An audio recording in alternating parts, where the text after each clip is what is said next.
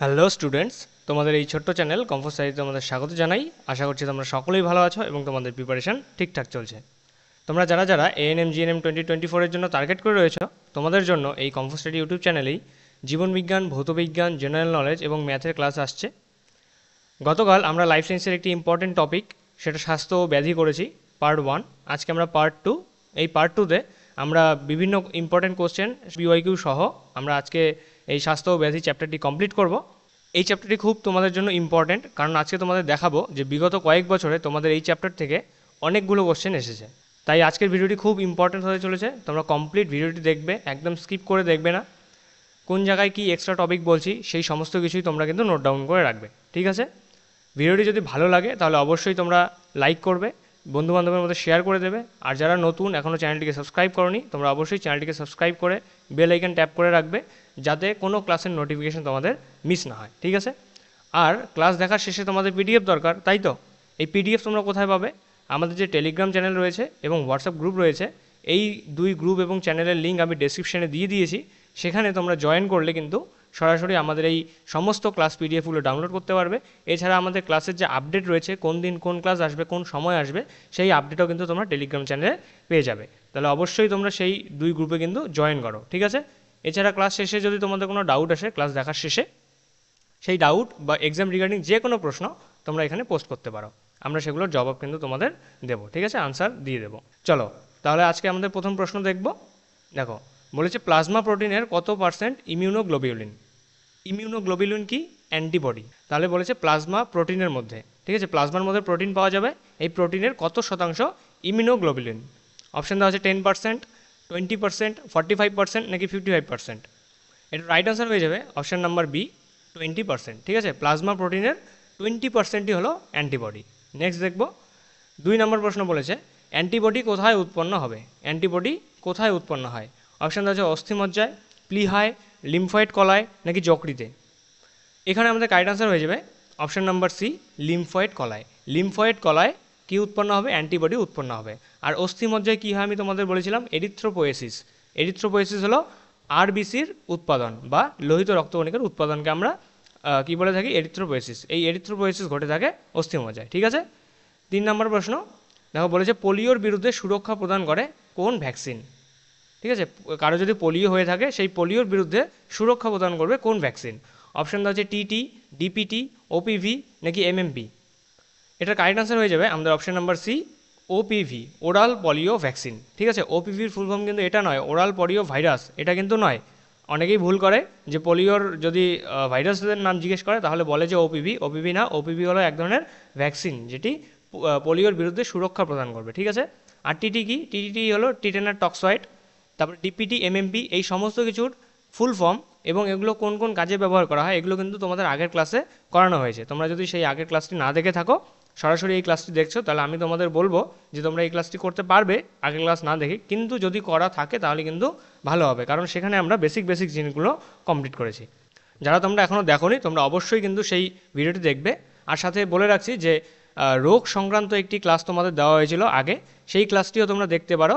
আমাদের যে প্লেলিস্ট রয়েছে এএনএম জিএনএম 2024-এর জন্য লাইফ সায়েন্সের প্লেলিস্টটি, সেই প্লেলিস্টে গেলে সেই ক্লাসটি তোমরা খুঁজে পাবে সেখানে। আর তোমরা কিন্তু সেখান থেকে অনেক ইম্পর্টেন্ট প্রশ্ন জানতে পারবে, বিভিন্ন রোগ, সেই সমস্ত রোগের প্যাথোজেন বা জীবাণুগুলো কী কী, তারপর কোন রোগ ব্যাকটেরিয়া ঘটিত, কোন রোগ ভাইরাস ঘটিত, আদ্য প্রাণী ঘটিত, এই সমস্ত কিছুই কিন্তু সেখানে কমপ্লিট করা আছে, ঠিক আছে? চলো 4 নম্বর প্রশ্ন বলেছে ডিপ্লোকক্কাস নিউমোনি কোন রোগের জন্য দায়ী। অপশান আছে যক্ষা, ডিপথেরিয়া, টিটেনাস নাকি নিউমোনিয়া। খুব ইজি একটা কোশ্চেন, ডিপ্লোকক্কাস নিউমোনি বলা আছে, নাম থেকেই বোঝা যাচ্ছে কোন রোগের জন্য। ডিপ্লোকক্কাস নিউমোনি, অপশান হলো ডি, নিউমোনিয়া রোগের জন্য দায়ী, ঠিক আছে? তাহলে নিউমোনিয়া হলো এক ধরনের ব্যাকটেরিয়া ঘটিত রোগ। কোন ব্যাকটেরিয়া? সেটা হলো ডিপ্লোকক্কাস নিউমোনি। নেক্সট 5 নম্বর প্রশ্ন বলেছে অ্যান্টিজেনের যে অংশটি অ্যান্টিবডি শনাক্ত করে। অপশান আছে epitopes, self limitation, memory region নাকি নন ডিটারমিনেন্টস। এটা হলো অ্যান্টিজেন আর এটা হলো অ্যান্টিবডি। অ্যান্টিবডির স্ট্রাকচার তোমাদের দেখানো হয়েছিল, 4টি চেন থাকে, 2 জোড়া চেন থাকে, যার মধ্যে 2টি হলো হেভি চেইন আর 2টি হলো লাইট চেন, মানে হালকা চেন আর ভারী চেন, ঠিক আছে? এবারে বলেছে যে অ্যান্টিজেন যে রয়েছে, অ্যান্টিজেনের যে অংশটি কার সাথে বাইন্ড করবে? অ্যান্টিবডির সাথে বাইন্ড করবে, সেই অংশটিকে আমরা কি বলবো? কী হবে রাইট আনসার? দেখো এখানে এই যে ড্যাশের মধ্যে আমাদের লিখতে হবে যে এখানে আনসার আমাদের কী হবে। আমরা এপিটোপস বলবো তাদের, ঠিক আছে। অ্যান্টিজেনের যে অংশটি অ্যান্টিবডি শনাক্ত করে তাকে আমরা বলি এপিটোপস, আর অ্যান্টিবডির যে অংশটি অ্যান্টিজেনকে শনাক্ত করে সেটাকে আমরা বলে থাকি দেখো প্যারাটোপস, ঠিক আছে। মানে অ্যান্টিবডির প্যারাটোপস অ্যান্টিজেনের এপিটোপসের সাথে যুক্ত হবে, বুঝতে পারলে? একদম। চলো 6 নম্বর প্রশ্ন দেখব। বলেছে রসভিত্তিক অনাক্রমতা হলো, রসভিত্তিক অনাক্রমতা অথবা হিউমারাল ইমিউনিটি কি? অপশান আছে P lymphocyte, B lymphocyte, L lymphocyte নাকি টি লিম্ফোসাইট। এখানে রাইট আনসার হয়ে যাবে option number B, B lymphocyte হলো রসভিত্তিক অনাক্রমতা অথবা হিউমারাল ইমিউনিটি, ঠিক আছে। 7 নম্বর প্রশ্ন দেখো, বলেছে টি লিম্ফোসাইটের ক্ষেত্রে টি কথাটি এসেছে কোথা থেকে? অপশন আছে টনসিল থেকে, থ্যালামাস থেকে, থাইমাস থেকে নাকি থাইরয়েড থেকে। টি লিম্ফোসাইট যে আমরা বলি, বি লিম্ফোসাইট, টি লিম্ফোসাইট, এই টি লিম্ফোসাইটের টি কথাটি এসেছে কোন অর্গান থেকে? এখানে আমাদের রাইট আনসার হয়েছে অপশন নাম্বার সি, থাইমাস থেকে, ঠিক আছে। এই থাইমাসের মধ্যে টি লিম্ফোসাইট কী হয়, ম্যাচিওর হয়, পরিপূর্ণ হয়। আর এই টি লিম্ফোসাইটের টি কথাটি এসেছে থাইমাস থেকে, ঠিক আছে। দেখো থাইমাসের অবস্থান কোথায়, এটা হলো থাইমাস, বুঝতে পারলে? চলো 8 নম্বর প্রশ্ন, বলেছে অ্যালার্জির দরুন যে ইমিউনোগ্লোবুলিন অত্যাধিক হারে বৃদ্ধি পায়। যখন অ্যালার্জি হয়, কারো শরীরে অ্যালার্জি দেখা দেয়, তখন তার দেহে কোন ইমিউনোগ্লোবুলিন অথবা কোন অ্যান্টিবডি অত্যাধিক হারে বেড়ে যাবে? অপশান দেওয়া হচ্ছে আইজিজি, আইজিএম, আইজিএ নাকি আইজিই। তোমাদের আমি একটি ট্রিক দিয়ে বুঝিয়ে দিয়েছিলাম যে অ্যালার্জিকে আমরা এলার্জি হিসাবে ইউজ করব। সেখানে আমরা এলার্জি পড়েছিলাম আর এলার্জির সাথে ইউসিনোফিল পড়েছিলাম। এখানে আমাদের অ্যালার্জির সাথে এলার্জিকে আমরা ই দিয়ে প্রকাশ করব। সেখানেও ই ছিল ইউসিনোফিলের সাথে, এখানেও ই হবে এই ইমিউনোগ্লোবুলিন ইর জন্য, ঠিক আছে। তাহলে সেই ট্রিকটি কিন্তু আমরা এখানেও কাজে লাগাতে পারবো। তাহলে অ্যালার্জির দরুন যে ইমিউনোগ্লোবুলিন অত্যাধিক হারে দেহে বৃদ্ধি পাবে সেটি হলো আইজিই, বুঝতে পারলে? একদম ইজি কোশ্চেন আর খুব কমন কোশ্চেন, এ ধরনের কোশ্চেনই তোমাদের এক্সামে আসবে, ঠিক আছে। তোমরা কিন্তু অবশ্যই এই ক্লাস দুটো দেখবে আর পিডিএফ দুটো অবশ্যই টেলিগ্রাম থেকে জয়েন করে সেখান থেকে ডাউনলোড করে তোমরা কিন্তু কমপ্লিট পিডিএফগুলো পড়ে নেবে। চলো নেক্সট 9 নম্বর প্রশ্ন, বলেছে সহজাত অনাক্রমতার একটি উদাহরণ হলো। সহজাত অনাক্রমতা, অর্জিত অনাক্রমতা, এই সমস্ত কিছুই তোমাদের আগের ক্লাসে পড়ানো হয়েছে। আমি আবারও বলছি, যদি সেগুলো না দেখে থাকো অবশ্যই সেই ভিডিওটি দেখো। দেখো সহজাত অনাক্রমতা উদাহরণ কি? অপশান দেওয়া আছে টি লিম্ফোসাইট, কুফার কোষ, টিএইচ সেল নাকি বি লিম্ফোসাইট। এটা সঠিক উত্তর হয়ে যাবে অপশান নাম্বার বি, কুফার কোষ। সহজাত অনাক্রমতার একটি উদাহরণ হলো কুফার কোষ, ঠিক আছে। টি লিম্ফোসাইট কি? অর্জিত অনাক্রমতা ছিল, বি লিম্ফোসাইট অর্জিত অনাক্রমতা, আর কুফার কোষ হলো সহজাত অনাক্রমতার উদাহরণ। এই কুফার কোষ কোথায় পাওয়া যায় সেটা তোমরা অবশ্যই কমেন্টে জানাবে। এটার ক্লাস করানো হয়েছে, কোশ্চেন করানো হয়েছে একটি ক্লাসে। কুফার কোষ কোন অঙ্গে দেখা যাবে, কোন অর্গানে দেখা যাবে, তোমরা অবশ্যই কমেন্টে জানাবে। চলো 10 নম্বর প্রশ্ন, বলছে ট্যাব ভ্যাকসিন যার বিরুদ্ধে কাজ করে। কোন ভ্যাকসিন? যেমন BCG vaccine, DPT vaccine, TT vaccine, এই সমস্ত ভ্যাকসিনের নাম যদি আমাদের জানা থাকে, কমপ্লিট নাম, তাহলেই আমরা সেটার খুব সহজেই আনসার করতে পারবো। বলেছে ট্যাব ভ্যাকসিন যার বিরুদ্ধে কাজ করবে। অপশান আছে ডিপথেরিয়া, পোলিও, টাইফয়েড নাকি যক্ষা। এটার কারেক্ট আনসার হয়ে যাবে অপশান নাম্বার সি, টাইফয়েড, ঠিক আছে। টিএবি এই ভ্যাকসিন, যে ট্যাব ভ্যাকসিন রয়েছে, ট্যাব ভ্যাকসিনের ফুল ফর্ম হলো typhoid parathyroid A and B vaccine, ঠিক আছে। দেখো নেক্সট স্লাইডে লিখে দেওয়া রয়েছে যে typhoid parathyroid A and B vaccine হলো ট্যাব ভ্যাকসিন যেটা টাইফয়েডের বিরুদ্ধে কাজ করে, বুঝতে পারলে? আর ডিপথেরিয়ার জন্য ডিপিটি রয়েছে, পোলিওর জন্য ওপিভি রয়েছে, যক্ষার জন্য বিসিজি রয়েছে, বুঝতে পারলে? এই সমস্ত ভ্যাকসিন ব্যবহার করা হয় এই রোগের জন্য, আমি তোমাদের বলে দিলাম। তোমরা যারা প্রথম থেকে এখনও পর্যন্ত আমাদের ক্লাসগুলো দেখছো, তোমরা অবশ্যই বুঝতে পারছো যে আমাদের ক্লাসগুলো কতটা ইম্পর্টেন্ট তোমাদের এএনএম জিএনএম 2024-এর জন্য। আর তোমরা যারা নতুন আজকেই প্রথম ক্লাস দেখছো, তোমাদের আমি বলবো তোমরা ভিডিওটি কমপ্লিট দেখো। যদি তোমাদের ভালো লাগে অবশ্যই ভিডিওটিকে লাইক করবে, ঠিক আছে। চ্যানেলটিকে সাবস্ক্রাইব করবে, বেল আইকন অন করে রাখবে, কারণ এখন থেকে কিন্তু ক্লাস আসবে। আর তোমাদের বন্ধুবান্ধবের মধ্যে অবশ্যই ভিডিওটিকে শেয়ার করে দেবে, যাতে তারাও এই ভিডিওর থেকে কিছু শিখতে পারে তোমরা যেভাবে শিখছো, ঠিক আছে। এতটুকু শুধু তোমাদের আমাদের জন্য করতে হবে। আর আমরা তো তোমাদের পাশে আছি সবসময়ের জন্য, যতদিন পর্যন্ত এক্সাম রয়েছে ততদিন পর্যন্ত তোমাদের পাশে রয়েছি। চলো 11 নম্বর প্রশ্ন দেখব। বলেছে বিজ্ঞানী রবার্ট কচ, এই যে ছবিতে তোমরা দেখতে পাচ্ছ, বিজ্ঞানী রবার্ট কচ কোন রোগের জীবাণু আবিষ্কার করেন? অপশান দেওয়া আছে টিটেনাস, যক্ষা, হেপাটাইটিস নাকি নিউমোনিয়া। খুব ইম্পর্টেন্ট কোশ্চেন। বিজ্ঞানী রবার্ট কচ যক্ষা রোগের জীবাণু আবিষ্কার করেন। আমাদের রাইট আনসার হয়ে যাবে অপশান নাম্বার বি, ঠিক আছে। যক্ষা রোগের জীবাণুর নাম কি, আর যক্ষা রোগের জীবাণু কী প্রকৃতির, ভাইরাস নাকি ব্যাকটেরিয়া, এটা তোমরা এখনই ভিডিও পজ করে কমেন্টে জানাও। লিখেছো কমেন্ট? ঠিক আছে। চলো 12 নম্বর প্রশ্ন দেখব। বলেছে মানবদেহের অভ্যন্তরে কোষ নির্ভর অনাক্রমতা গড়ে ওঠে যার দ্বারা। অপশান দেওয়া আছে T lymphocyte, B lymphocyte, erythrocyte নাকি থ্রম্বোসাইট। দুই প্রকারের অনাক্রম্যতা দেখা যাবে, একটি হলো রসভিত্তিক আর একটি হলো কোষ নির্ভর। আমরা রসভিত্তিক দেখলাম কিসের জন্য, বি লিম্ফোসাইটের জন্য। এবারে কোষ নির্ভর অনাক্রম্যতা গড়ে উঠবে কার দ্বারা? অপশান এখানে তোমরা পড়ে নিয়েছো, আশা করছি তোমরা সঠিক উত্তরও দিয়ে দিয়েছো। বি লিম্ফোসাইট হবে না, এটা প্রথমেই কেটে দাও। রাইট আনসার হয়ে যাবে option number A, T lymphocyte. মানবদেহের অভ্যন্তরে কোষ নির্ভর অনাক্রম্যতা টি লিম্ফোসাইটের দ্বারাই গড়ে ওঠে। ঠিক আছে, কোষ নির্ভর অনাক্রম্যতা অথবা সেল মিডিয়েটেড ইমিউনিটি যেটাকে বলি। ঠিক আছে, টিস্যু গ্রাফটিং মানে অর্গান ট্রান্সপ্লান্টেশনের সময় অর্গান ট্রান্সপ্লান্টেশনে যে বাধা প্রদান করে, সেটা কে বাধা প্রদান করে? এই সেল মিডিয়েটেড ইমিউনিটি অথবা টি লিম্ফোসাইট দ্বারা যে ইমিউনিটি প্রদান করা হয়। ঠিক আছে, চলো নেক্সট 13 নম্বর প্রশ্ন বলেছে কোন রোগের যাচাই করার জন্য ওয়াইডাল টেস্ট করা হয়? মানে কোন রোগের কনফার্মেটরি টেস্ট হলো ওয়াইডাল টেস্ট, মানে এই টেস্টে যদি পজিটিভ দেখায় তাহলে সেই রোগটি অবশ্যই হয়ে আছে আর কি সেই ব্যক্তির। অপশান দেওয়া আছে এইচআইভি বা এইডস। দেখো এইচআইভি তো কোনো রোগ নয়, এইডস রোগ। তারপর বলেছে টাইফয়েড জ্বর, ম্যালেরিয়া নাকি ডায়াবেটিস মেলিটাস। রাইট আনসার হয়ে যাবে এখানে অপশান নাম্বার বি, টাইফয়েড। ঠিক আছে, টাইফয়েড যদি হয়ে থাকে, আর এই টাইফয়েডের কনফার্মেটরি টেস্ট করানোর জন্য আমাদের ওয়াইডাল টেস্ট করাতে হয়। যদি ওয়াইডাল টেস্ট পজিটিভ দেখায় তাহলে সেই ব্যক্তির টাইফয়েড হয়েছে। ঠিক আছে, আর এইডসের ক্ষেত্রে এইডসের কনফার্মেটরি টেস্ট হলো এলাইজা টেস্ট। ঠিক আছে, এই এলাইজা টেস্ট যদি পজিটিভ দেখায় তাহলে সেই ব্যক্তির এইডস রোগ হয়েছে। এলাইজা বিভিন্ন রোগের ক্ষেত্রে টেস্ট করানো হয়, যার জন্য মানে যে রোগের জন্য যে অ্যান্টিজেন যে অ্যান্টিবডি দরকার সেটা সেই এলাইজা টেস্টে ব্যবহার করা হয়। ঠিক আছে, চলো নেক্সট 14 নম্বর প্রশ্ন বলেছে কোনটি দীর্ঘদিন ধরে গ্রহণ করার ফলে যকৃতে সিরোসিস হয়? দেখো যকৃতে বা লিভারের সিরোসিস হলে লিভার কীরকম দেখতে হয় ছবিতে দেওয়া আছে। ঠিক আছে, কোন জিনিসটি দীর্ঘদিন ব্যবহার করলে? অপশান দেওয়া আছে তামাক, কোকেইন, ওপিয়াম নাকি অ্যালকোহল। রাইট আনসার হয়ে যাবে অপশান নাম্বার ডি, অ্যালকোহল। দীর্ঘদিন যাবৎ যদি কোনো ব্যক্তি অ্যালকোহল গ্রহণ করে থাকেন তাহলে তার যকৃৎ কিন্তু শেষে গিয়ে এরকম দেখতে হয়, আর এই রকম যকৃৎকে আমরা বলে থাকি লিভার সিরোসিস অথবা যকৃৎ সিরোসিস। ঠিক আছে, চলো 15 নম্বর প্রশ্ন বলেছে প্লাজমোডিয়ামের চলনশীল জাইগোট পাওয়া যায়। প্লাজমোডিয়ামের চলনশীল জাইগোট কোথায় পাওয়া যাবে? অপশান দেওয়া আছে মানুষের আরবিসিতে, মানুষের যকৃতে, অ্যানোফিলিস মশকির গাঁটে নাকি অ্যানোফিলিস মশকির লালাগ্রন্থিতে। এই যে প্লাজমোডিয়াম রয়েছে, এই প্লাজমোডিয়ামের জীবনচক্র কমপ্লিট করার জন্য তার দুইটি হোস্ট দরকার, হোস্ট বডি দরকার। ঠিক আছে, কি কি? এক হলো অ্যানোফিলিস মশকি মানে স্ত্রী অ্যানোফিলিস মশা, আর 2 নম্বর হলো মানুষ। এবারে বলেছে এই প্লাজমোডিয়ামের যে চলনশীল জাইগোট রয়েছে এই জাইগোটটি কার দেহে পাওয়া যাবে? এটি পাওয়া যায় অ্যানোফিলিস মশার মধ্যে।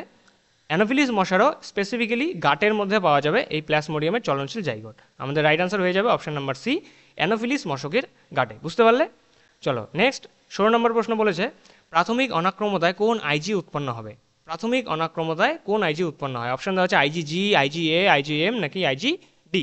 সঠিক উত্তর হয়ে যাবে অপশান নাম্বার সি, আইজিএম। ঠিক আছে, প্রাথমিক অনাক্রম্যতায় আইজিএম উৎপন্ন হবে আর তারপরে অত্যাধিক পরিমাণে বেড়ে যায় আইজিজি। গ্রাফটা হয় এরকম, দেখো আইজিএম এর যদি এটা গ্রাফ হয়, ঠিক আছে, এটা এরকম গ্রাফ হবে, আর আইজিজি প্রথমে কমে থাকবে তারপরে শেষে গিয়ে অত্যাধিক পরিমাণে বেড়ে যাবে। ঠিক আছে, এই রকম হয় গ্রাফটা। এটা হলো আইজিএম এর জন্য আর এটা হলো আইজিজির জন্য। বুঝতে পারলে? চলো 17 নম্বর প্রশ্ন বলেছে যে টিউমারটি দেহে উৎপত্তিস্থলে সীমাবদ্ধ থাকে। অপশান আছে malignant tumour, metastasis, benign tumour নাকি ক্যান্সার। দেখো এখানে এই যে সেলগুলো তোমরা দেখতে পাচ্ছ এই সেলগুলোকে আমরা নিওপ্লাস্টিক সেল বলে থাকি। ঠিক আছে, আর এই সেলগুলো এক জায়গায় যদি আবদ্ধ অবস্থায় থাকে আর আবদ্ধ অবস্থায় থেকে যদি টিউমার গঠন করে তাহলে সেই টিউমারকে আমরা কি বলবো? এটা রাইট আনসার হয়ে যাবে আমাদের option number C, benign tumour. ঠিক আছে, দেখো এখানে ছবি দেওয়া আছে বিনাইন টিউমারে এই সেলগুলো নিওপ্লাস্টিক সেলগুলো একসাথে সংঘবদ্ধ অবস্থায় আছে, ছড়িয়ে ছিটিয়ে নেই। কিন্তু যখনই এই বিনাইন টিউমার ফেটে এই যে নিওপ্লাস্টিক সেলগুলো ছড়িয়ে যাবে তখন আমরা সেটাকে বলবো ম্যালিগন্যান্ট টিউমার। আর এই ছড়িয়ে যাওয়ার যে পদ্ধতিটা রয়েছে এই পদ্ধতিকে আমরা বলি মেটাস্টেসিস। এখানে 3টি আমি ইম্পর্টেন্ট জিনিস বললাম। নিওপ্লাস্টিক সেলগুলো যদি এক জায়গায় আবদ্ধ অবস্থায় থাকে অর্থাৎ টিউমারটি যদি তার উৎপত্তি স্থলেই আবদ্ধ সীমাবদ্ধ থাকে তাহলে সেটাকে আমরা বিনাইন টিউমার বলি, আর যদি সেটা ছড়িয়ে যায় সেটাকে আমরা ম্যালিগন্যান্ট টিউমার বলে থাকি। আর এই ছড়িয়ে যাওয়ার যে পদ্ধতি এই পদ্ধতিকে আমরা বলে থাকি মেটাস্টেসিস। ঠিক আছে, নেক্সট 18 নম্বর প্রশ্ন বলছে কোন সংক্রমণের ক্ষেত্রে কোনো ব্যক্তির দেহের অভ্যন্তরে ইন্টারফেরন ক্ষরণ হয়? ইন্টারফেরন ক্ষরণ হবে কোন রোগের ক্ষেত্রে? প্রথমেই আমি তোমাদের বলে দিই যে ইন্টারফেরন তখনই ক্ষরণ হবে যখন দেহে ভাইরাসের অ্যাটাক হবে। ঠিক আছে, ভাইরাস দ্বারা যদি দেহ আক্রান্ত হয় তাহলেই সেই কোষ থেকে ইন্টারফেরন ক্ষরিত হবে তার আশেপাশের কোষগুলোকে সজাগ করে দেওয়ার জন্য যে ভাইরাসের অ্যাটাক হয়েছে। ঠিক আছে, তাহলে আমাদের নিচে বের করতে হবে যে কোন রোগটি ভাইরাস ঘটিত রোগ, তাহলেই আমরা বুঝতে পারবো যে এই রোগটি যদি কোনো ব্যক্তির দেহে সংঘটিত হয় বা হয়ে থাকে তাহলেই সেই ব্যক্তির দেহে ইন্টারফেরন ক্ষরিত হবে। অপশান দেওয়া আছে কি দেখো, ম্যালেরিয়া, মিসেল, টাইফয়েড নাকি টিটেনাস। কারেক্ট আনসার হয়ে যাবে আমাদের অপশান নাম্বার বি, মিসেল। ঠিক আছে, একমাত্র এখানে মিসেলই রয়েছে যেটা ভাইরাসের জন্য হয়ে থাকে।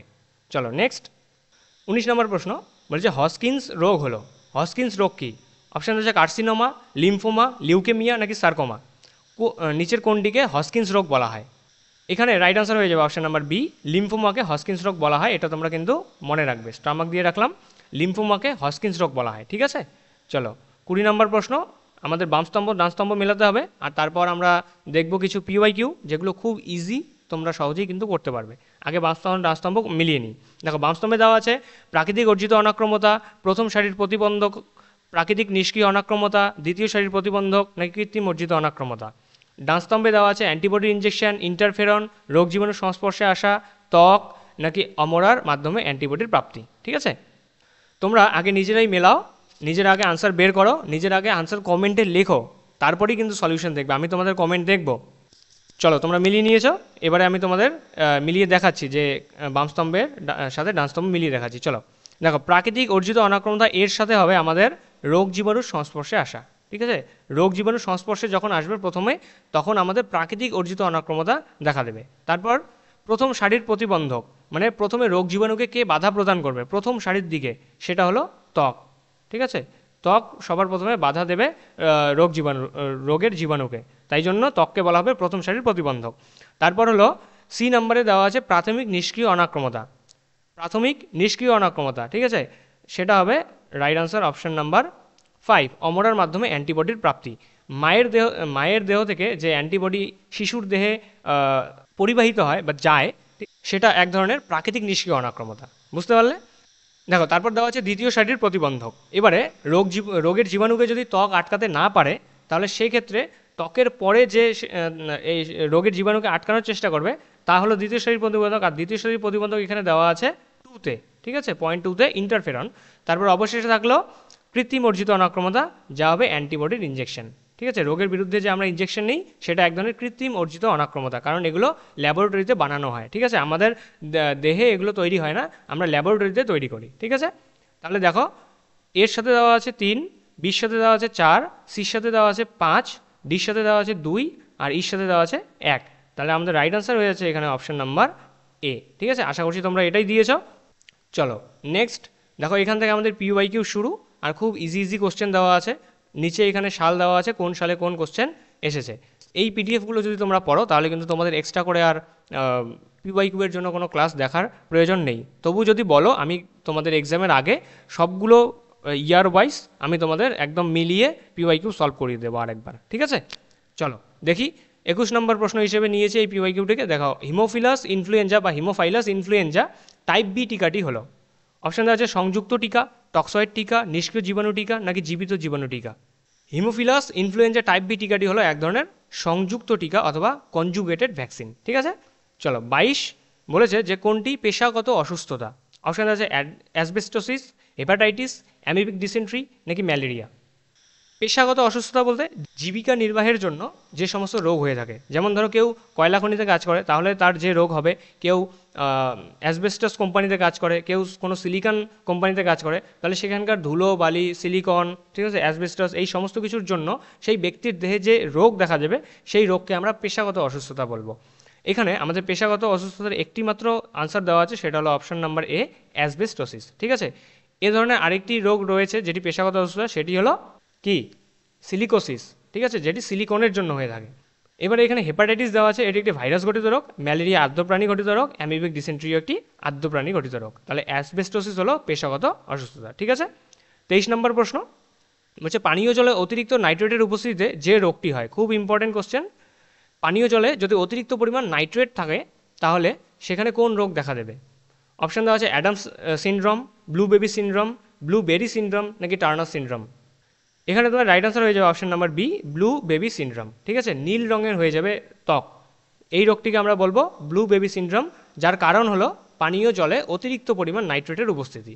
নেক্সট 24 নম্বর প্রশ্ন বলছে এইডস রোগটির কারণ। খুব ইজি কোশ্চেন আর খুব কমন, ছোটোবেলা থেকেই পড়ে আসছে এই কোশ্চেনটি, আর অনেকবার এই কোশ্চেনটি রিপিট হয়েছে, বিভিন্ন এক্সামে আসে, কেপি বলো, ডব্লিউবিপি বলো, তোমাদের এএনএম জিএনএম সমস্ত কোশ্চেনে জিকের পার্ট হিসেবেও কিন্তু এই কোশ্চেনটি আসে যে এইডস রোগের কারণ কি। ঠিক আছে, তাহলে অপশন দেওয়া হচ্ছে ব্যাকটেরিয়া, ভাইরাস, প্রোটোজোয়া, ছত্রাক। আমি আশা করছি তোমরা সকলেই সঠিক উত্তর দিয়েছো। এটার আনসার হবে অপশন নাম্বার বি, ভাইরাস। ভাইরাসের নাম কি? HIV, human immuno deficiency virus. এটি হলো এইডস রোগের কারণ। ঠিক আছে, 25 নম্বর প্রশ্ন দেখো, বলেছে নিম্নলিখিতগুলির মধ্যে কোনগুলি মশাবাহিত রোগ। এটি ANM GNM 2022 কোশ্চেন, আর এটি ক্যাটাগরি 2 প্রশ্ন, মানে এই প্রশ্নের একাধিক উত্তর হতে পারে। বলেছে কোনগুলি মশাবাহিত রোগ। অপশান আছে ডেঙ্গু, ম্যালেরিয়া, পিতজ্বর নাকি জল বসন্ত। এখানে কারেক্ট আনসার হয়ে যাবে আমাদের অপশন নাম্বার A, B আর হলো C।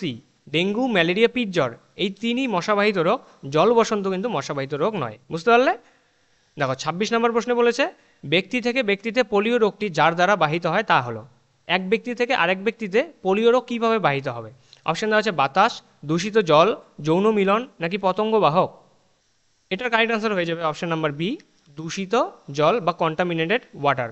এই দূষিত জলের মাধ্যমে এক ব্যক্তি থেকে আরেক ব্যক্তিতে পোলিও রোগ ছড়াতে পারে। ঠিক আছে, 27 নম্বর প্রশ্ন বলেছে HIV-তে উৎসেচকটি RNA থেকে DNA উৎপাদন করে।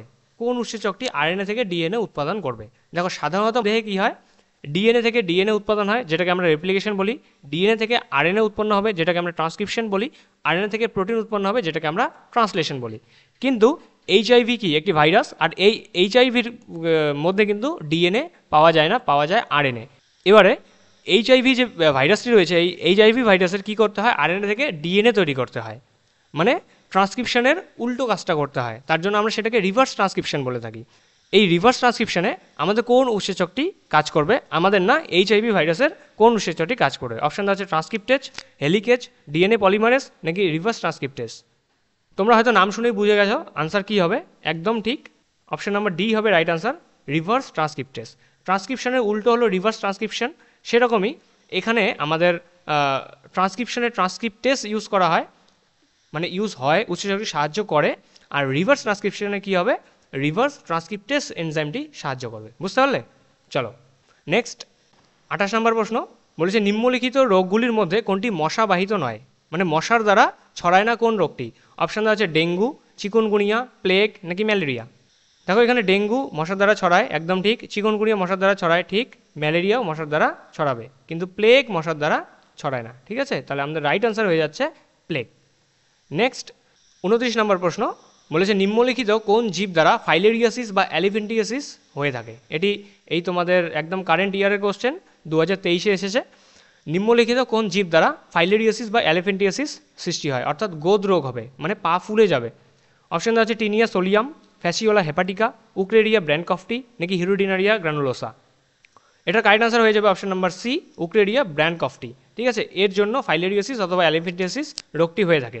তোমরা যদি অমেরুদণ্ডী প্রাণীর সেই ক্লাসটি না দেখে থাকো, তাহলে সেই ক্লাসটি অবশ্যই দেখো। সেখানে পড়ানো হয়েছে যে উক্রেরিয়া ব্র্যানকফটি হলো ফাইলাম অ্যাশেলমিনথেসের অন্তর্গত, আর এই উক্রেরিয়া ব্র্যানকফটির জন্য অ্যালিফেন্টিয়াসিস বা ফাইলেরিয়াসিস রোগটি হয়ে থাকে। ঠিক আছে, সেই ক্লাসটিও তোমরা ওই ANM GNM 2024-এর প্লে লিস্টে পেয়ে যাবে।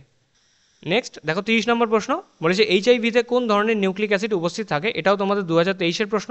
অপশন দেওয়া আছে single stranded DNA, double stranded DNA, single stranded RNA নাকি ডবল স্ট্র্যান্ডেড RNA। গতকাল ক্লাসে তোমাদের এই HIV ভাইরাসের একটা প্রপার ছবি দেখানো হয়েছিল। ঠিক আছে, সেখানে বলা হয়েছিল তাদের মধ্যে কী কী রয়েছে। তাই আশা করছি তোমরা আজকে এটা সঠিক আনসার দিতে পারবে। রাইট আনসার কী হবে? Option number C, single stranded RNA।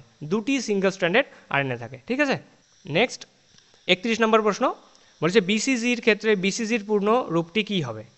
তোমরা অপশনগুলো ভালো মতো পড়ে নাও, আমি তোমাদের ডাইরেক্ট আনসারটা বলে দেবো। BCG টিকার ক্ষেত্রে BCG-র পূর্ণ রূপটি কী, এবং সকলেই সঠিক আনসার দিয়েছ। রাইট আনসার হয়ে যাচ্ছে তোমাদের অপশন নাম্বার বি, ব্যাসিলাস, ক্যালিমেট আর হলো গুয়েরিন। এটি হলো BCG-র পূর্ণরূপ। ঠিক আছে, আর তোমরা DPT, TT এই সমস্ত কিছু আগের ক্লাসে পড়ে নিয়েছো, আমি তাই তোমাদের আজ বলছি না। ঠিক আছে, চলো 32 নম্বর প্রশ্ন এবং আজকের লাস্ট প্রশ্ন বলছে নিম্নলিখিতগুলির মধ্যে কোনটি বা কোনগুলি ভাইরাস ঘটিত রোগ।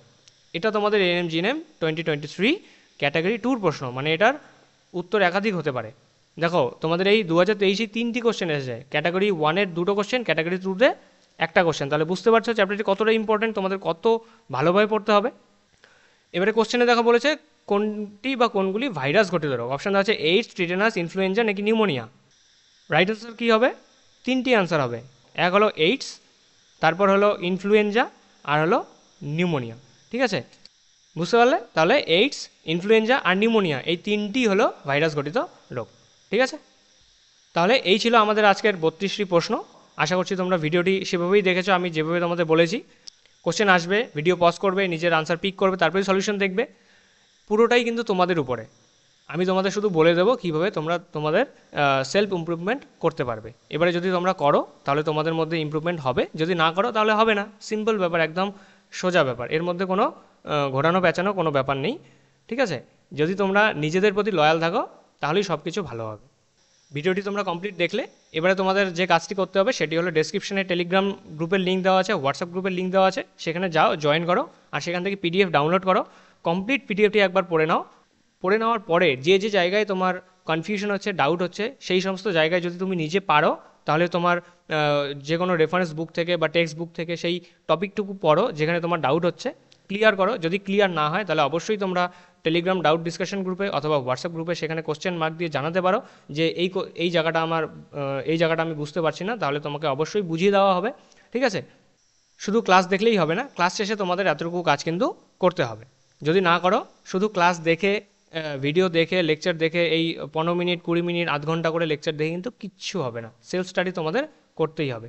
তাই যেটা বলছি সেটা তোমরা কিন্তু অবশ্যই অবশ্যই করবে, এতে তোমাদেরই ভালো হবে। এরপরে যখন তোমরা কমপ্লিট পিডিএফটি পড়বে, পড়া শেষে তোমরা সেকেন্ড লাস্ট স্লাইডে এই স্লাইডটি পাবে যেখানে লেখা আছে কানেক্ট উইথ আস।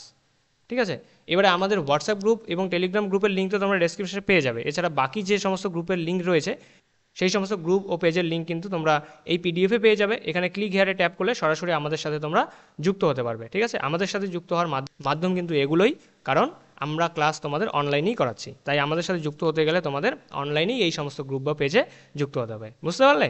আশা করছি তোমরা সকলেই জয়েন করবে, সকলেই পাশে থাকবে। আমি আবারও বলছি, আমরা তোমাদের পাশে রয়েছি যতদিন পর্যন্ত এক্সাম হচ্ছে না। এক্সাম হওয়ার পরেও তোমাদের পাশে থাকবো। কাউন্সিলিং রয়েছে, কোন কলেজ তোমাদের নিতে হবে, ঠিক আছে, সেই সমস্ত কিছুও তো দেখতে হবে। পুরো গাইড করবো তোমাদের। তোমরা শুধু চ্যানেলটিকে সাবস্ক্রাইব করে পাশে থাকবে। বুঝতে পারলে? তাহলে তোমরা যারা যারা কমপ্লিট এখনও ভিডিওটি দেখছো, তোমাদের থ্যাংক ইউ। এভাবেই তোমরা যদি খাটতে থাকো তোমাদের লক্ষ্যকে পাওয়ার জন্য, তোমরা অবশ্যই সফল হবে, অবশ্যই তোমাদের লক্ষ্যে তোমরা পৌঁছতে পারবে। ঠিক আছে, শুধু তোমাদের ডেডিকেশনের সহিত তোমাদের শুধু পড়ে যেতে হবে। আর কিছুদিন রয়েছে তোমাদের এক্সামের, এই কটা দিন মনোযোগ সহকারে পড়ো, দেখবে পরে সব কিছুই ভালো হবে। ভিডিওটি তাহলে আজকে আমরা এই পর্যন্তই রাখছি। ভিডিও শেষ করার আগে আমি আবারও বলবো, যদি তোমাদের ভিডিওটি ভালো লাগে তোমরা অবশ্যই ভিডিওটিকে একটি লাইক করবে, চ্যানেলটিকে সাবস্ক্রাইব করে বেল আইকন ট্যাপ করে দেবে যাতে কোনো রকম নোটিফিকেশান তোমাদের মিস না হয়।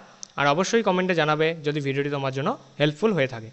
আর তোমার বন্ধুবান্ধব অথবা ফ্যামিলি মেম্বার যারা এএনএম জিএনএম 2024 জন্য প্রিপারেশন নিচ্ছে তাদের কাছে অবশ্যই শেয়ার করে দেবে, তোমরা যেরকম শিখছো তারাও যেন কিছু শিখতে পারে।